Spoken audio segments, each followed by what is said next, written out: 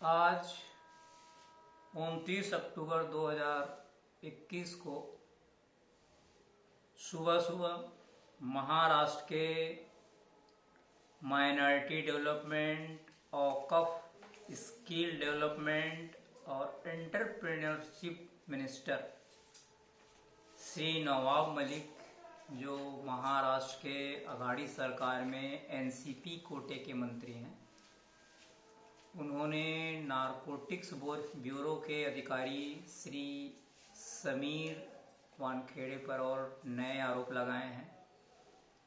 वे कुछ दिनों से मीडिया में किस्म किस्म के आरोप लगा रहे हैं इस अधिकारी के ऊपर, श्री समीर वानखेड़े के ऊपर। श्री नवाब मलिक के अभी तक के आरोपों पर मैं अपनी प्रतिक्रिया देना चाह रहा हूँ। इससे पहले मैं कुछ पात्रों का परिचय देना चाहता हूँ। श्री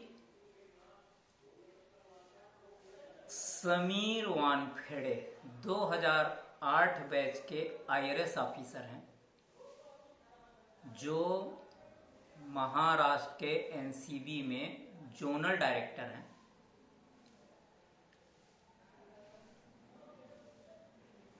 उनका विवाह 2006 में डॉक्टर शबाना कुरैशी से हुआ था। शबाना कुरैशी से हुआ था। बाद में उनका तलाक हो गया। फिर उन्होंने 2017 में मराठी फिल्म और हिंदी फिल्म की हीरोइन क्रांति रेडकर से शादी किया है। क्रांति मराठी फिल्मों में बहुत ही सक्रिय है। उन्होंने हिंदी फिल्म के गंगाजल में भी अजय देवगन के साथ काम किया था।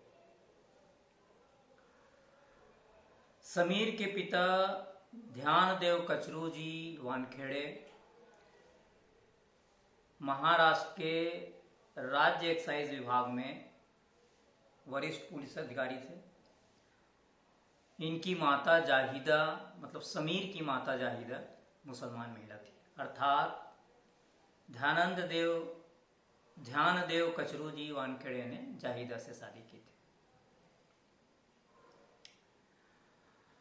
शुरू के कुछ आरोपों में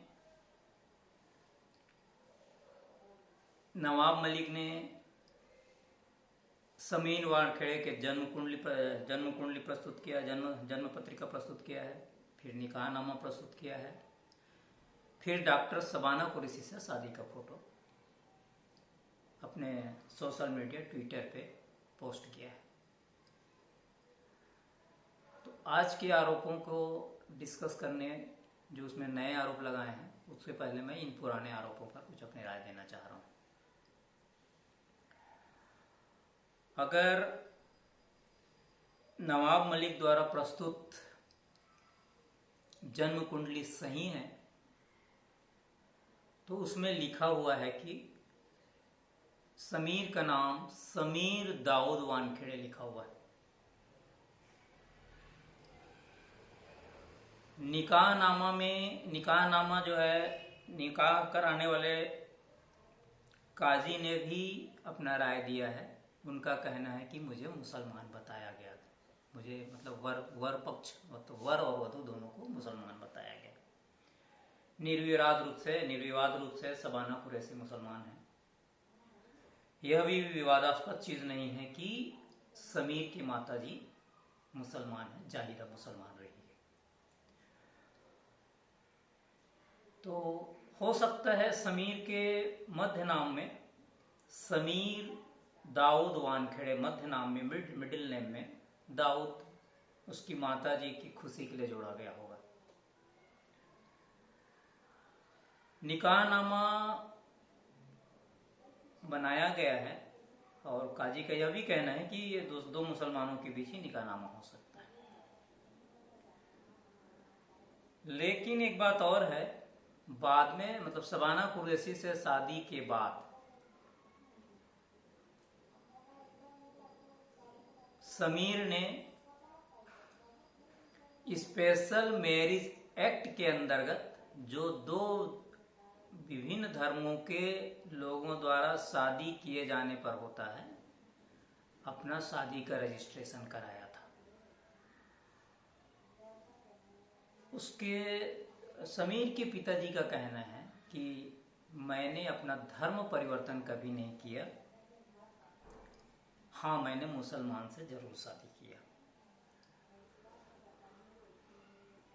जन्मपत्री में बीच में दाऊद आने से ही कोई मुसलमान नहीं हो जाता है। निकाह जरूर दो मुसलमानों के बीच होना चाहिए, लेकिन जब कोई व्यक्ति स्पेशल मैरिज एक्ट के अंतर्गत और अपना रजिस्ट्रेशन करा लेता है तो फिर अपने आप को पहले मुसलमान करके निकाह कर लिया या क्या कर लिया, ये मायने नहीं रखता है। अर्थात अगर उनके पिता ने स्वेच्छा से धर्म परिवर्तन नहीं किया है तो वो हिंदू है। हिंदू के संतान हिंदू हैं, चाहे वो मुसलमान से शादी करे या किससे, जब तक कि वो फिर से धर्म परिवर्तन ना कर लें। तो मैं इस तरह से समीर वानखेड़े को निर्विवाद रूप से हिंदू मानता हूं। उनकी जाति महार है ऐसे पता चल रही है, जो कि अनुसूचित जाति के अंतर्गत आता है। उन्होंने अनुसूचित जाति का फायदा लेते हुए, उपयोग करते हुए सरकारी नौकरी, IRS की नौकरी प्राप्त की। इसमें कहीं भी अनियमितता मुझे नहीं दिखाई दे रही है। कुछ अन्य आरोप आज जो नवाब मलिक ने लगाए हैं, उनका कहना है कि 100 लोगों या बहुत सारे लोगों को NCB एक्ट के अंतर्गत गलत तरीके से गिरफ्तार किया गया है। तो कोई व्यक्ति जेल में है तो न्यायालय की सहमति से है। गलत या सही गिरफ्तारी का निर्णय नवाब मलिक नहीं कर सकते, न्यायालय करेगा। तो नवाब मलिक के इस आरोप का कोई मतलब नहीं है। उन्होंने आज जिस क्रूज से शाहरुख खान के बेटे आर्यन खान को गिरफ्तार करने की बात किया गया है, उसके बारे में एक दाढ़ी वाले व्यक्ति का जिक्र किया है, जिसका नाम कासिफ खान है। उसके बारे में नवाब मलिक का कहना है कि वह प्रोग्राम ऑर्गेनाइजर था। वह सेक्स रैकेट चलाता है, पोर्नोग्राफिक फिल्म बनाने या फिर जो भी उसके कार्य में लिप्त है, ड्रग रैकेट में लिप्त है, आदि आदि। तो इसमें चलिए मान लेते हैं कि ड्रग जो है, ड्रग कंट्रोल NCB या नारकोटिक्स कंट्रोल ब्यूरो के अंतर्गत आती है। उसमें राज्य सरकार बहुत ज़्यादा कार्रवाई नहीं कर सकती, लेकिन सेक्स रैकेट और पोर्नोग्राफी पर तो राज्य सरकार कार्रवाई कर सकती है। राज्य सरकार के मंत्री हैं, ये उचित वो जो मंत्री जो पुलिस को, गृह विभाग वाले को संपर्क करें, वहां से कार्रवाई करने के लिए बोले कासिफ खान के ऊपर, अगर इनके पास कोई सबूत है तो। इस तरह से प्रेस में आकर के बातें करने से तो कुछ होगा नहीं। नवाब मलिक ने यह भी कहा कि इनके परिवार के लोग मुझे धमकी दिए कोर्ट में ले जाने की। तो एक तो प्रेस कॉन्फ्रेंस लेने वगैरह की शुरुआत नवाब मलिक ने की है, तो इसके परिवार के लोग तो आके कुछ ना कुछ जवाब देंगे और कोर्ट में ले जाने की बात भी कहेंगे। तो वो अपना इनके जब नवाब मलिक को बोलने का अधिकार है तो इनके परिवार के लोगों को, समीर वानखेड़े के परिवार के लोगों को भी कोर्ट में जाने, पुलिस में जाने का अधिकार है। उसको धमकी नहीं कहा जा सकता।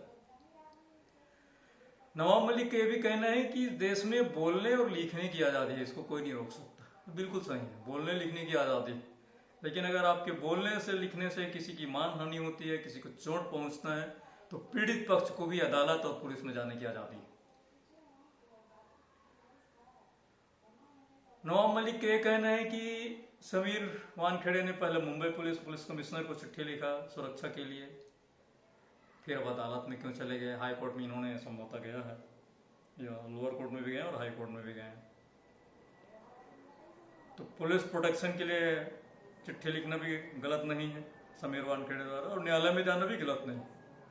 अभी अभी मुझे पता चल रहा है कि उच्च न्यायालय ने समीर वानखेड़े के आवेदन पर यह निर्णय दिया है कि अगर समीर वानखेड़े को किसी वजह से गिरफ्तार किया जाना है तो 72 घंटे की सूचना उनको दी जानी चाहिए, नोटिस दी जानी चाहिए। यह किसी न किसी तरह से समीर वानखेड़े के पक्ष में।